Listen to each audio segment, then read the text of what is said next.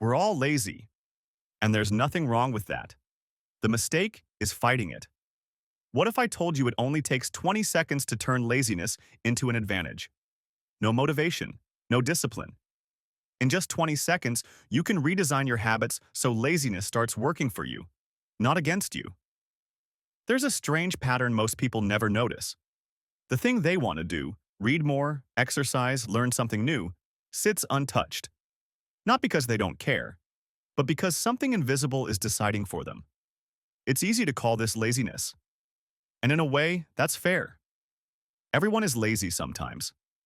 It's not a character flaw. It's just what happens when you're tired, or stressed, or running on fumes. The brain doesn't choose what matters. It chooses what's easy. Most people assume motivation is the answer, that if they just cared enough or wanted it badly enough, the action would follow. But motivation disappears exactly when you need it most. At the end of a long day, the brain doesn't weigh meaning. It weighs effort. What's interesting is how much of this happens automatically. Your brain runs on default settings.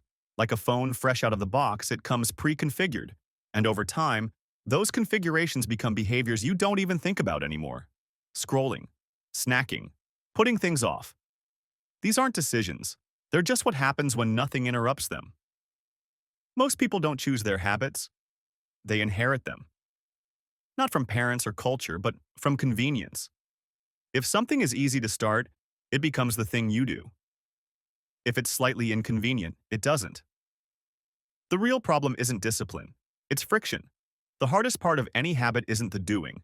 It's the starting. And most of the time, it's not even a big barrier. 20 seconds of effort can be enough to stop you. Finding your shoes, opening a drawer, logging into an account. Small enough to seem trivial, large enough to make you choose something else.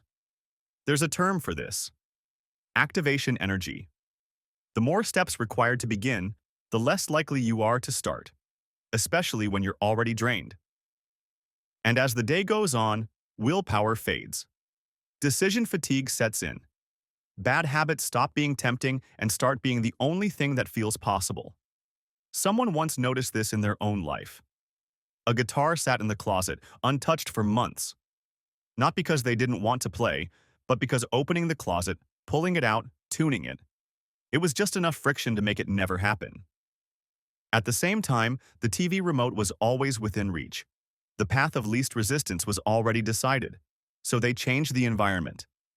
Put the guitar on a stand in the living room, took the batteries out of the remote and put it in a drawer. Good habits became easier. Bad habits became harder. That's all it took. It's called the 20-second rule. Reduce friction for what you want. Increase friction for what you don't.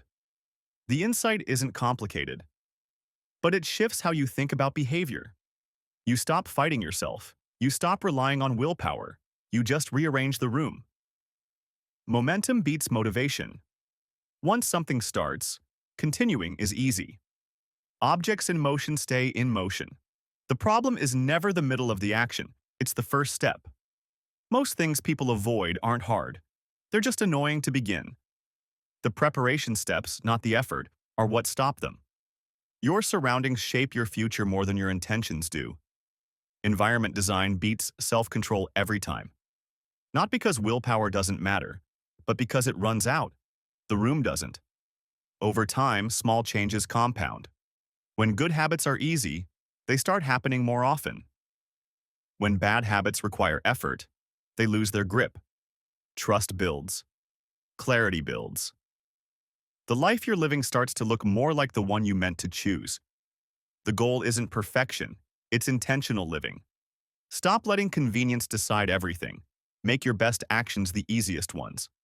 What's one small change you could make tonight to make a good habit easier or a bad habit harder? Drop it in the comments. If this helped you at all, hit the like button and subscribe to stay on the journey toward better habits and better thinking.